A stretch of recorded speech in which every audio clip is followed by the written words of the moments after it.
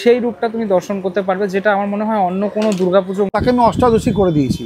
এই গরুটা সত্যি সত্যি গাছে উঠে গেছে, সেগুলোরও কিন্তু ট্রান্সফরমেশন হচ্ছে। হাউ মাউ খাও, মানুষের গন্ধ পাও। ভাঙা গড়ার খেলা বা আসা যাওয়ার মাঝখানে যেটা চলছে এটাই রূপান্তর। এই যে দেখতে পাচ্ছ ড্রাগনের মতো একটা অংশ, মা দুর্গার এখানে 18টি হাত রয়েছে। কলকাতা উত্তর, আর কলকাতা উত্তর মানে হাতিবাগান চত্বর। হাতিবাগান চত্বরের পুজোগুলো তো সেরা সেরা পুজো হয়, প্রত্যেকবার আমি দেখে থাকি। যার মধ্যে নলিন সরকার স্ট্রিট 93তম বর্ষে এবার পদার্পণ করলো। এবছরের ভাবনা রূপান্তর। আমরা যখনই মণ্ডপে প্রবেশ করব তখন এরকম একটা বিশাল আকৃতির গরু দেখতে পারবো, যে গরুটা গাছে উঠেছে। ওই যে বলে না গল্পের গরু গাছে ওঠে, এই গরুটা সত্যি সত্যি গাছে উঠে গেছে। গরুটাকে ঢাকা রয়েছে এখন আপাতত। প্যান্ডেলটার ভৌগোলিক যে অবস্থান সেটা একটুখানি বলে রাখি, সকলেই জানেন আপনারা। এই একটা ছোট্ট গলি, সেই গলির মধ্যেই মায়ের পুজো প্রত্যেক বছর এখানে হয়। আর এই গলির মধ্যে খুব সুন্দরভাবে ওরা ফুটিয়ে তোলে। এই বাড়িগুলোকে টোটাল প্যান্ডেলের অংশ হিসাবে দেখানো হয়েছে। অনেক বছরই দেখানো হয়েছে বিগত বছরে, যেহেতু গলিটা একদমই ছোট, তাই এই সংকীর্ণ গলিতে ভীষণ সুন্দরভাবে ফুটিয়ে তোলে প্রত্যেক বছর। এই যে রূপান্তর, এবছরের যে ভাবনা রূপান্তর, কিসের রূপান্তর? রূপান্তর তো অনেক কিছু হতে পারে।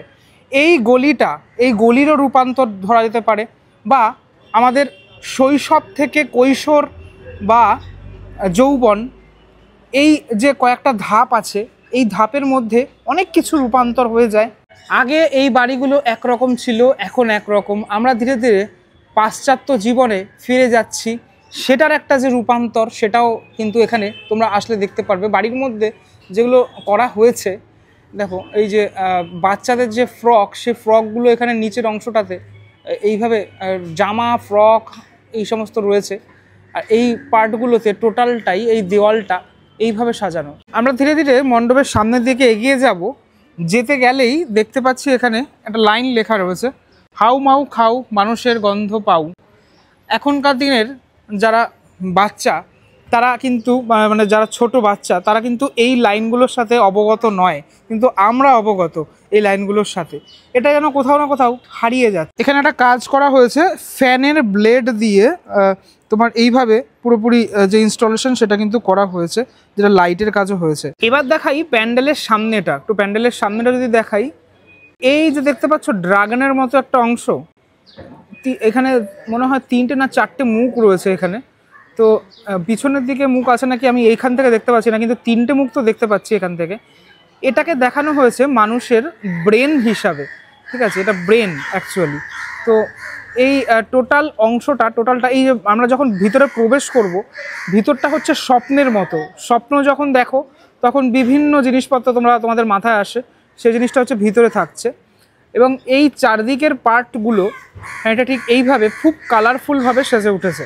এখানে এই নিচের অংশগুলোতে অনেক এরকম তোষক বা বালাপোষ এই ধরনের বেশ কিছু অংশ রয়েছে, যেটা দিয়ে টোটালটা সাজানো হয়েছে। ওভারঅল এই পিছনের দিকের যে অংশটা, সেই অংশটা টোটালটাই গামছা দিয়ে সাজানো হয়েছে। এবং এই জায়গাটা তখন লাইটটা জ্বলবে তখন কিন্তু হেভি লাগবে দেখতে। মানে তুমি যখনই আসবে তখন এই অংশটা দেখলেই তুমি মুগ্ধ হয়ে যাবে। ওপরে কিন্তু এরকম ত্রিশূলের মতো অংশ রয়েছে, এবং এই জায়গাটা খুব সুন্দর লাগছে দেখতে। লাইট টাইট পড়লে আরও বেশি ভালো লাগবে। এখন তো দিনের বেলা। এবার আমি ধীরে ধীরে মণ্ডপের ভিতরের অংশটাতে খানিকটা তোমাদেরকে দেখানোর চেষ্টা করি। খুব মানে সিম্পল জিনিসপত্র, সেই সিম্পল জিনিসপত্রই এখানে ব্যবহার করা হয়েছে, আমি যেটা দেখতে পাচ্ছি। কিন্তু এই লেপ বা এই বালাপোষের যে অংশগুলো, তোষকের যে অংশগুলো, সেগুলো দিয়ে এইভাবে রোল রোল করে পুরোপুরি অংশটা সেজে উঠেছে। আর এই দিকের পার্টগুলো তো দেখালামই তোমাদেরকে। মানে অনেক মণ্ডপ থাকে যেখানে দর্শনার্থীরা যারা আসেন তারা অনেক কিছু বুঝতে পারেন না, কিন্তু এই মণ্ডপে তুমি যখন আসবে তখন টোটালটাই বুঝতে পারবে। এদিকে কিছু আয়রনের কাজ হয়েছে পুরোপুরি, আমি জানি না মুভমেন্ট আর কিছু ব্যাপার স্যাপার আছে নাকি, কিন্তু লাইটের ব্যাপার স্যাপার তো রয়েছে তারা দেখতে পাচ্ছি। তো এগুলো যখন রাতের বেলায় পুরো ফুলফিল ফেজে আমরা দেখতে পারবো তখন বোঝা যাবে। যখন আমরা প্রবেশ করলাম তখনও কিন্তু এরকমভাবে সেজে উঠতে দেখেছিলাম, মানে ওই বাড়িগুলোর মধ্যে ঠিক সেভাবেই এই পার্টগুলোতেও সেজে উঠেছে। এগুলো একটু জুম করে যদি দেখাই, এখানে ওই ফ্যানের প্লেটগুলো ব্যবহার করা হয়েছে, এগুলো কিন্তু অনেকটা কালারফুল লাগছে। হ্যাঁ, তো এইখানে অনেক গাছের যে পাতা, সে পাতা রয়েছে এই পার্টগুলোতে। আর এই যে মাথাটা, এটা কিন্তু বাইরের দিকে এইভাবে চলে এসেছে, বাইরের অংশটাতে। ভিতরে আছে এরকম ড্রাগন রয়েছে, যে ড্রাগনটা তৈরি হচ্ছে পুরোপুরি এগুলো কাগজের, ঠিক আছে, ড্রাগনের মতো এরকম একটা বিরাট বড়, ঠিক আছে, এরকমভাবে তৈরি হচ্ছে আপাতত। এগুলো কালার হয়নি এখনও। এটা জানি না মণ্ডপের কোনো না কোনো অংশে এটাকে আমরা দেখতে পারবো। সাধারণত মানে বিভিন্ন দুর্গাপুজো মণ্ডপে গেলে আমরা শুধুমাত্র মা দুর্গার সাথে সাথে বাকি গণেশ, কার্তিক, লক্ষ্মী, সরস্বতীকে দেখতে পাই। এখানে তুমি আসলে বিভিন্ন দেবদেবীর যে আলাদা আলাদা রূপ, সেই রূপটা তুমি দর্শন করতে পারবে, যেটা আমার মনে হয় অন্য কোনো দুর্গাপুজো মণ্ডপে গেলে তোমরা এরকম ধরনের রূপ দর্শন কখনো করোনি। এটা মণ্ডপের দুই দিকে বিদ্যমান, এই দিকেও যেরকমটা দেখা যাচ্ছে এবং তার মানে অপোজিটের যে ওয়াল, এইখানেও এরকমভাবে রয়েছে। ভিতরের পার্টটা তো পুরোপুরি এরকম গামছা দিয়ে পুরোপুরি রেডি করা। আমি একটুখানি ফিনিশিংটা দেখাই, মানে ভীষণই সুন্দর, মানে এরকম লাল রঙের ফিনিশিং টোটালটা করা হয়েছে। দেখতে কিন্তু একটা মানে অন্য রকমের লাগছে পুরো ব্যাপারটা। তোমরা এই মণ্ডপে যখন আসবে দেখতে পারবে এই সাইডটাতে সমস্ত দেবতারা রয়েছেন, এবং আরও একটা দিকে, যেদিকে আমি দেখালাম, এই সাইডটাতে অসুরেরা রয়েছেন, ঠিক আছে। আমি যতটুকু দেখানো সম্ভব দেখাচ্ছি তোমাদেরকে।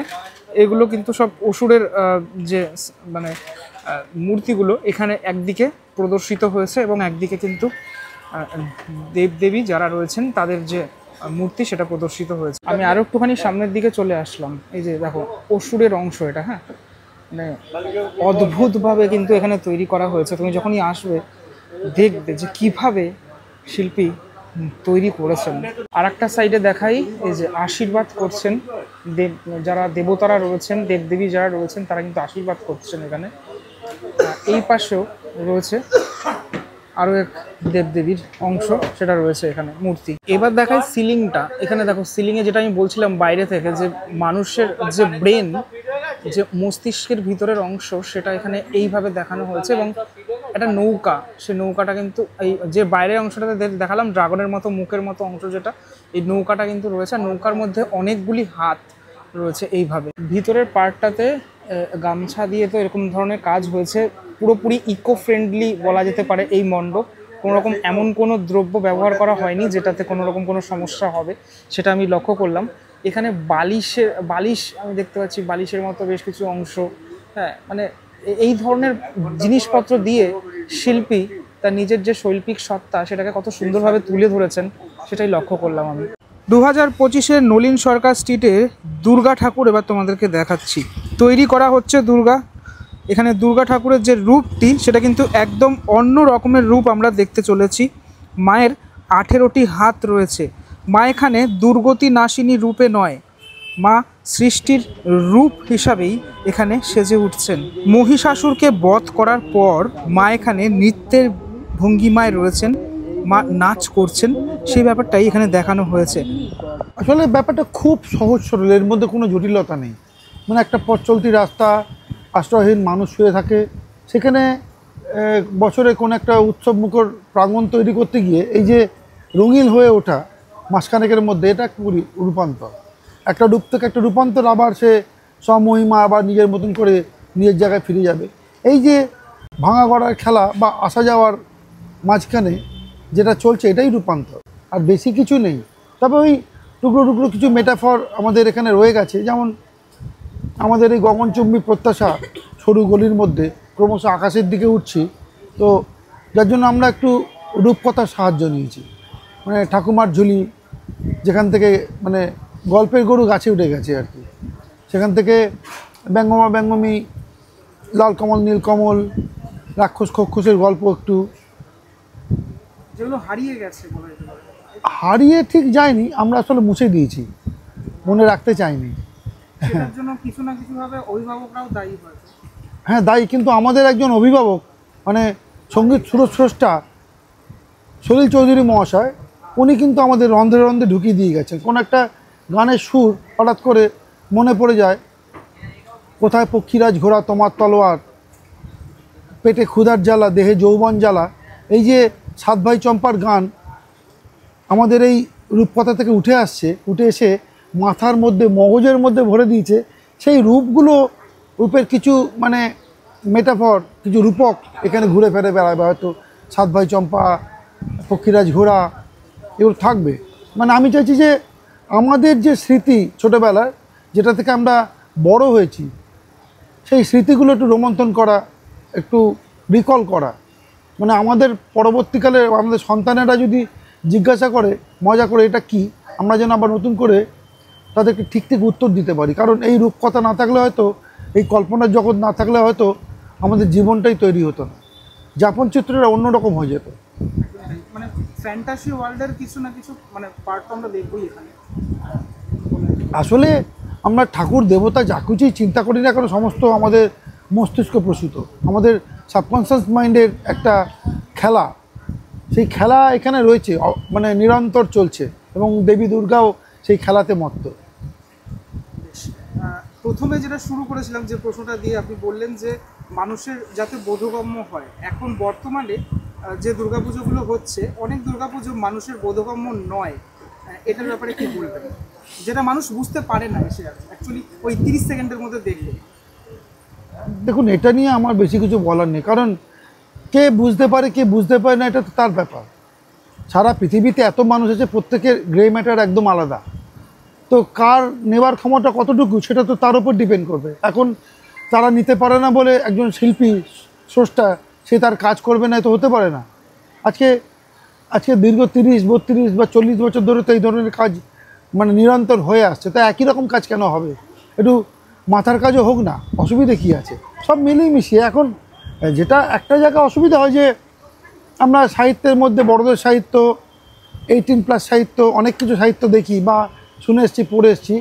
শিশু সাহিত্যটা কোথায় বা শিশু শিল্পটা কোথায়? তো আমার মনে হচ্ছে যে শিশু জগৎ বা শিশু মনকে একটু নাড়া দিতে গেলে পরে, বা তাদের একটু আনন্দ দিতে গেলে, বা আপামর জনতা যাদের জন্য পুজো, সর্বসাধারণের জন্য পুজো, তারা যদি এই উৎসবমুখর প্রাঙ্গণে এসে একটু আনন্দ পায়, তা আনন্দ পাক না এই রূপকের জন্য। মায়ের রূপটা তো একদমই অন্যরকম আমরা এখানে দেখতে চলেছি। মাকে ঠিক কী ফর্মে আপনি সাজাচ্ছেন? আসলে এখানে মায়ের রূপের তো পরিবর্তন খুব একটা আমি করতে পারিনি, করা সম্ভব না, কারণ আমি মায়ের স্রষ্টা নই। আমি বড় যে তার রূপকার, মানে একটা রূপ থেকে একটা রূপের পরিবর্তন করতে পারি, রূপান্তর করতে পারি। এখানে ষোড়শ সুন্দরী যে মেয়েটা বা মা, তাকে আমি অষ্টাদশী করে দিয়েছি। যে আপনার মানে প্রতিমার মধ্যে যে কালার থাকে, সেটা প্রত্যেকবার দর্শকদের মন কাড়ে, ঠিক আছে? সেটার যদি আপনি বলেন যে এই কালারটা আপনি তো কালারের জাদুকরও বলা যেতে পারে আপনাকে, আপনি যেহেতু আরও একটি আর্ট ফর্মের সাথে যুক্ত, এই শুরুটা যদি একটুখানি হালকা করে বলেন। আসলে কিছু না, আমার একটু রং নিয়ে খেলা করতে ভালো লাগে। আমার এই সারা বছরে এত বিবর্ণ দিন, সেগুলো মানে মুছে গিয়ে বা তাকে ভুলে গিয়ে ক্ষণিকের জন্য একটু মানে রঙিন হয়ে উঠতে চেষ্টা করি আমরা সবাই। তো এই সময় যাকে নিয়ে আমাদের এই উৎসব, এই দুর্গা, তাকে নিয়ে উৎসব যদি হয় তো তাকে একটু বেশি রঙিন করে তুলি। তার জন্য হয়তো খুব বেশি রং, খুব বেশি মানে প্রাচুর্যের প্রয়োজন হয় না, অর্থকরীর প্রয়োজনও হয় না, হয়তো মনের রং দিয়ে তাকে রাঙাতে হয়। আমার এখানে রঙের খেলা মানে আমি খুব তো মিনিমাম লাল, সাদা, কালো এই তো ইউজ করছি, আর তো কিছু করিনি। এখন হচ্ছে যে যেহেতু আমি একজন পেইন্টার বেসিক্যালি, তো আমি জানি যে লালের এগেনস্টে লালকে কী করে খেলতে হয়, ব্লুর এগেনস্টে ব্লুকে কী করে খেলতে আমি জানি। এটা কোথায় একটা মানে সূত্রধর মিডিল টোনটা লুকিয়ে রয়েছে, সেটা আমি কাউকে বলবো না, বাট আমি জানি কি করে এই খেলাগুলো খেলতে হয়, যেখান থেকে মানুষ একটু আনন্দ পাবে, যেখানে যে রং দিয়ে ভাবের ছোঁয়া আনা যায়, যে রং দিয়ে ভাবের ভক্তির ছোঁয়া আনা যায়, সেটা আমি চেষ্টা করি। অনেক ধন্যবাদ দাদা, কথা বলেছি। এই মুহূর্তে আমাদের সাথে রয়েছেন বনশ্রী ম্যাডাম, সহকারী শিল্পী। নমস্কার। নমস্কার। আপনি এই পুরো কনসেপ্টটা নিয়ে রিসার্চ করেছেন, আপনি যদি একটুখানি আপনার ভাষায় বলেন। দেখুন, প্রথমে আমাদের থিমটার নাম যেহেতু রূপান্তর বা ট্রান্সফরমেশন, রূপান্তর মানেই তো একটা রূপ থেকে আর একটা রূপে ট্রান্সফার হচ্ছে বা চেঞ্জ হচ্ছে সার্টেন টাইম বা কিছু একটা টাইম পিরিয়ডে বা কোনো একটা স্টেজে, এবং সেটা তারপরে চেঞ্জটা থাকছে বা থাকছে না সেটাতে আমি যাচ্ছি না। কিন্তু আমরা বেসিক্যালি রিয়েলিটিতে আমরা যেই জিনিসগুলো আর কি দেখে থাকি নর্মালি, তার থেকে এখানে আমরা একটু আলাদা দেখছি। যেমন ধরুন, আমাদের দুর্গাতে আমরা যেটা জেনে থাকি যে 10টা হাতই আমরা বেসিক্যালি দেখে থাকি, কিন্তু এবারে আমাদের দুর্গাতে 10টার বেশি হাত দেখতে পাচ্ছি, একাধিক পা দেখতে পাচ্ছি। এছাড়া ধরুন আমাদের যখন শুরুটা হচ্ছে গল্পের গরু গাছে উঠছে, তার মানে আমাদের কোনো বাউন্ডারি নেই, কোনো লিমিটেশন নেই চিন্তা ভাবনার। আর একটা জিনিস হচ্ছে এখানে আমাদের প্রচুর জিনিস সাস্টেনেবল মেটেরিয়াল নিয়ে কাজ হয়েছে, যেহেতু সেগুলোরও কিন্তু ট্রান্সফরমেশন হচ্ছে, তাদের ইউটিলিটি অনুযায়ী ট্রান্সফরমেশন হচ্ছে। এটাও একটা আমাদের হিউজ রূপান্তর। এবং এখানে যে লোহা স্ট্রাকচারগুলো আপনারা দেখছেন, সেগুলোও কোথাও না কোথাও কোনো না কোনো কাজে লেগেছিল, সেটাও এখানে আমাদের অন্যভাবে কাজে লাগাচ্ছে, সেটাও কিন্তু একটা রূপান্তরই ঘটছে। এবার যদি আপনি বলেন যে রূপকথার গল্প, সেখানে সবটাই তো রূপান্তর। ধরুন ব্যঙ্গমা ব্যঙ্গমী, আমরা ব্যাংকে দেখেছি, কিন্তু ব্যঙ্গমা যে জিনিসটা, বা ধরুন রাক্ষস কক্ষস আমরা কখনো চোখে দেখিনি, বা আমরা একটা ক্রিয়েচার যেটা আমরা মনে করছি। বা ধরুন এখানে যে আরও যে পুরাণের যে দেবদেবী যাদের আমরা দেখতে পাচ্ছি, মানুষের মতন চেহারা কিন্তু অ্যানিমেল বা পশুদের মতন মুখ, বা ধরুন দুর্গারও সিংহবাহিনী মুখ, সিংহের মতন মুখ, বডিটা মানুষের মতন, এটাও একটা ট্রান্সফরমেশন। তারপর ধরুন আমাদের এখানে যেমন লাল কমল নীল কমল, যেটা রিয়েলিটিতে আমরা জানি না যে হয়। তারপরে ধরুন পক্ষীরাজ ঘোড়া, যার কোনো মানে সায়েন্টিফিক কোনো ব্যাখ্যা আমরা হয়তো দিতে পারবো না, মানে মোট কথা সায়েন্সের সাথে যেটা মেলে না, লজিকের সাথে যেটা মেলে না, কিন্তু মানুষের সাবকনসিয়াস মাইন্ডে বা মানুষ চিন্তা ভাবনায় বা স্বপ্নে বা ধরুন ঘোরের মধ্যে থাকলে যেগুলো নিয়ে মানুষ ভাবনা চিন্তা করতে পারে এবং যার যার নিজস্ব ব্যক্তিগতভাবে তারা চিন্তা করতে পারে, সেটাকেই আমরা রূপান্তর বলতে পারি। এটাই হচ্ছে আমাদের থিমের মেন কনসেপ্ট। এবার ধরুন আমরা যে নোয়াজ আর্কটা করেছি বা নৌকাটা করেছি, নোয়াজ আর্কের আমরা এটাকে একটা নেভিগেটরের কথা বলছি, যেটা আমাদের পরিবার বা সমাজের এমন স্তরের মানুষদের কথা বলছে যারা সাবঅল্টার্ন কালচার বা ধরুন কি বলবো লোয়ার ক্যাটাগরির মানুষ, যারা ইকোনমিক্যালি লোয়ার ক্যাটাগরির মানুষ, যারা তাদের বা শ্রমিক শ্রেণী মানুষ যাদেরকে আমরা বলি, তাদের কথা ধরুন বলা, মানে এখানে তাদের একটা ভাইটাল রোল প্লে করছে। এবং এখানে মানে আমাদের মেন ব্যাপারটা হচ্ছে সাধারণত্বকে আমরা উদযাপন করছি, মানে যাতে মানুষ তার বেসিক জিনিস বা তাদের পরিচিত জিনিসগুলোর সাথে আবার নতুনভাবে পরিচয় করতে পারে। সেটাই হচ্ছে আমাদের এবার মানে এই থিমের মধ্যে এটাই বেশি করে ফুটিয়ে তোলা, যাতে তারা মানে রিকল করতে পারে, রেকগনাইজ করতে পারে এবং আইডেন্টিফাই করতে পারে সেই মেটেরিয়ালগুলোর সাথে, যাতে তাদের ইউটিলিটিটা যে কিভাবে হচ্ছে আর কতটা আরও অন্যরকমভাবে করা যায়, সেটাও আমাদের এই প্যান্ডেলে বা ধরুন এই থিমের মধ্যে বারবার ফুটে উঠছে। এটাও তো এক প্রকার রূপান্তর বা ট্রান্সফরমেশন। শিল্পীর মুখে আপনারা শুনলেন পুরো বিষয়টা কিভাবে ফুটে উঠছে। নলিন সরকার স্ট্রিট খুব নামকরা একটি পুজো, কিন্তু এবছরের যে পুজোটা সেটা সত্যি স্মরণীয় হয়ে থাকবে। এত সুন্দর একটি কাজ, বিশেষ করে মাতৃ প্রতিমা, অপূর্ব মাতৃ প্রতিমা আমি দেখলাম, যেটা চাক্ষুষ করলাম আপনাদেরকে দেখালাম। সেটাই কেমন লাগলো ভিডিওটা সেটা আমাকে অবশ্যই জানাবেন। অনেকের মনে প্রশ্ন থাকে যে কবে থেকে খুলছে। সাধারণের জন্য 24 তারিখ রাত 8টার পর খুলে যাচ্ছে এই মণ্ডপ সাধারণ দর্শনার্থীদের জন্য। পরবর্তী ব্লগে দেখা হচ্ছে খুব শীঘ্রই, ততক্ষণের জন্য বিরতি নেবো। ভালো থাকবেন সবাই, টাটা।